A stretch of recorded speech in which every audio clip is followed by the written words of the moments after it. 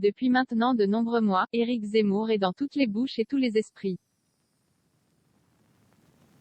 Plus les jours avancent vers les élections présidentielles, plus le polémiste intrigue. Il faut dire qu'il n'a toujours pas annoncé officiellement sa candidature. En attendant, de nombreux ouvrages à son sujet paraissent, comme celui d'Étienne Girard, baptisé Le Radicalisé.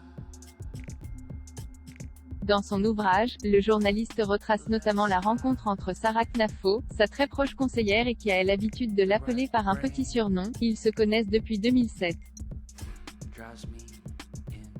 Sarah Knafo a 13 ans, son père est un ami de Rick, qu'elle surnomme parfois Z, peut-on lire dans l'Express.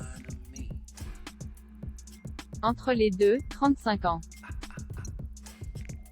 Mais de nombreux points communs, mêmes origines juives séfarades, même jeunesse en Seine-Saint-Denis, à pavillon sous bois pour la jeune femme, rappelle le journaliste.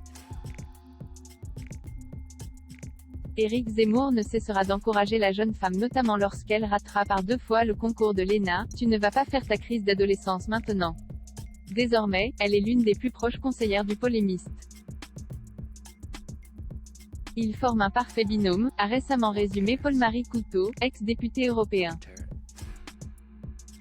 Étienne Girard, s'il est n'y a pas Sarah Knafo, il est n'y a jamais de candidature. Le journaliste, Étienne Girard, va même plus loin. L'immense majorité des membres de la campagne d'Éric Zemmour sont persuadés que s'il est n'y a pas Sarah Knafo, il est n'y a jamais de candidature.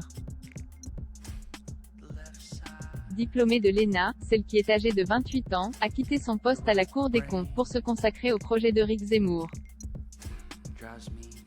Et pour cause, Pierre Moscovici était très clair à ce sujet. J'ai édicté une règle qui vaut pour tous, annonçait le premier président, Pierre Moscovici, auprès du Parisien.